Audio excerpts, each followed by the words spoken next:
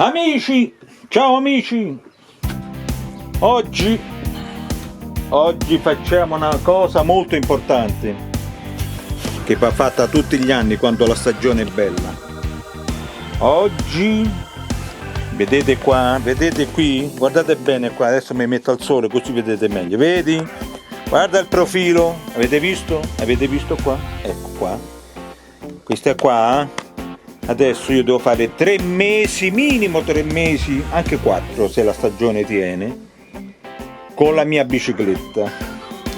Adesso avevo quella da corsa ma l'ho venduta l'anno scorso perché col problema della prostata non sapevo se potevo poi fare tanti chilometri con la bicicletta da corsa. Purtroppo l'ho dovuta vendere la bici da corsa, è stato un dispiacere perché era una bellissima bicicletta in carbonio, bella, fatta veramente come si deve, e dopo metterò le foto così la vedete. Adesso mi è rimasta la mia cara mountain bike, questa della Olympia, interamente in cromo vanadium, una bellissima bicicletta questa. Adesso qua non so se il sole si riesce a vederla bene. Ecco, questa qui è una bellissima bicicletta, tutta cromo vanadium extra, naturalmente tutto il gruppo Shimano di qualità, e ogni pezzo ha la sua firma, perciò quindi è una grande bicicletta, presa negli anni 91-92 credo, quindi ha 30 anni.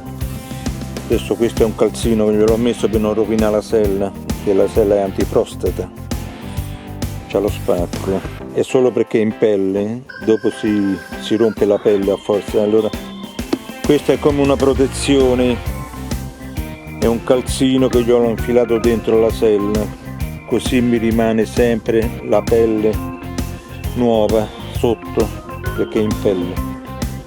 Ecco, questa qua adesso io la metto, guardo, controllo, gli do un'altra pulitina perché questa l'anno scorso sì, l'ho lubrificata, ma la lubrificazione dopo qualche mese si secca, sì, oddio, va via, perciò quindi va rilubrificata tutta. Adesso la mettiamo sul cavalletto, cari amici. Adesso la sistemiamo, la mettiamo qui sopra, che io mi sono fatto questo cavalletto qui, con il tubolare, l'ho tagliato, l'ho saldato. Questo normalmente qua dentro si infila qui dentro, ho saldato dei dadi con dei bulloni in modo che bloccano questi pezzi qua. Questo naturalmente si alza, si abbassa, gira, dopo c'è questo gruppo qui che va fissato alla canna trasversale che c'è sotto. Ecco, adesso la mettiamo su, dopo ci guardiamo, cari amici, Adesso faremo il lavoro della bicicletta, che qua bisogna dimagrire, se no non ci stiamo più dentro qua. C'ho i pantaloni che fra poco non mi vanno neanche più. Ok amici, adesso ci vediamo. Visto che abbiamo tirato fuori la bicicletta per allenarci quest'estate, perché bisogna buttare giù qualche chilo, se no qui non ci stiamo mica dentro.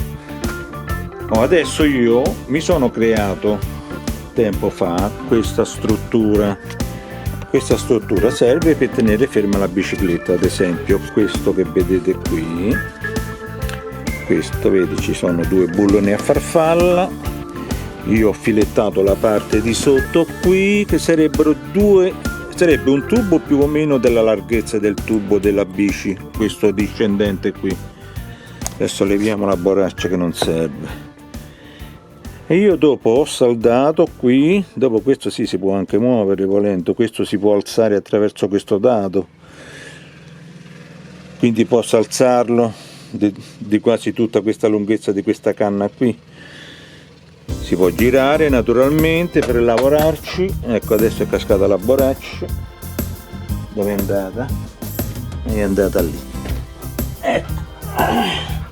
Quindi ci si può lavorare tranquillamente. Adesso la borraccia la mettiamo qua,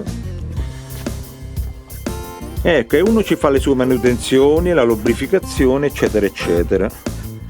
Ecco, come potete vedere, guardate solo le saldature al TIG, saldature in assenza di ossigeno, che le saldature al TIG sono state fatte a mano qui, è tutta una cosa artigianale. Di questa bici ne sono stati fatti solo 2000 pezzi, ho letto sul sito della Olimpia, di questo modello qui Alpina. Questo è il modello Alpina. Quindi ecco, solo vedere le saldature è uno spettacolo, perché si chiama saldatura al TIG, viene fatta in un ambiente privo di ossigeno.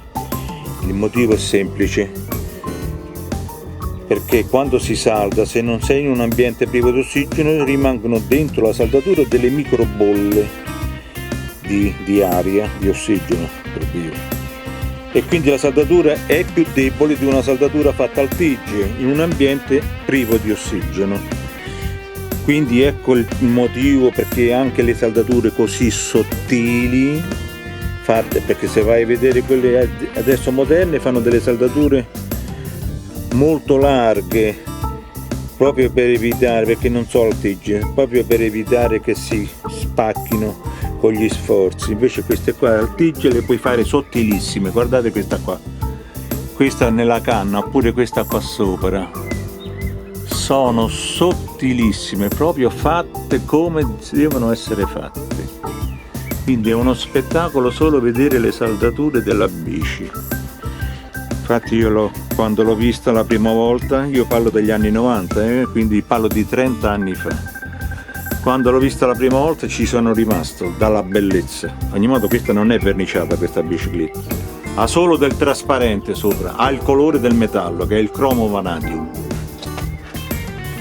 per dirci quello che si fanno le chiavi USA, quelle che adoperano i meccanici, quelle lì sono fatte in cromo vanadium. Ecco, poi ogni spessore, ogni tubo ha il suo spessore in base allo sforzo che deve fare il telaio della bicicletta. Ecco, vedete? Bella, Adesso gli diamo una bella lubrificata napolitina e domani sono pronto per fare tutto. Ecco, voilà. Ecco, cari amici, adesso passo, come si dice, chiudo per il momento.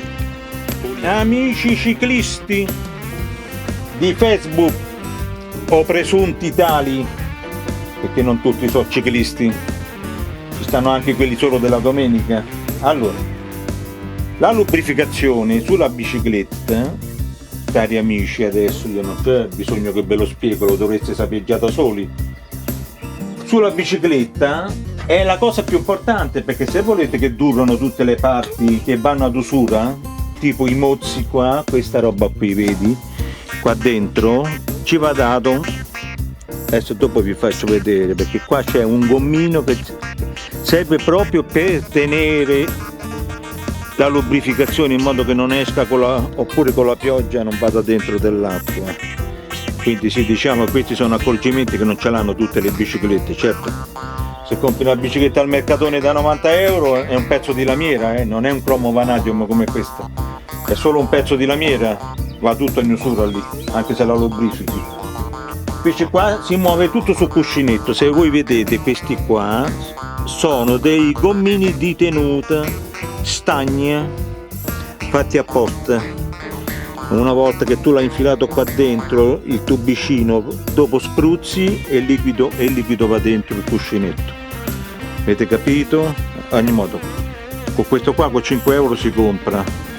Questo diciamo è come assomiglia un po' allo Svitol, un po' un tuttofare. Dopo di questo, ad ogni modo uno può anche comprare lo Svitol. E dopo c'è questo qua, amici, è olio al teflon secco. Questo qua più che altro si dà alla catena, specifico per le catene. Questo qua quando si dà nella catena, nelle parti vicino alla catena, anche nel pignone, nelle corone, tutti quei posti lì, non schizza, rimane attaccato, che avete capito? È fatto apposta, è al teflon. Quindi questi due tipi di lubrificanti li dovete avere sempre. se amate la vostra bicicletta. Se non l'amate, amici miei, pazienza, vuol dire che non ve ne frega più di tanto. In ogni modo voi fate girare la ruota, date una spruzzatina nella catena, vedete? Questo è un lubrificante che non si secca ma si attacca, avete capito?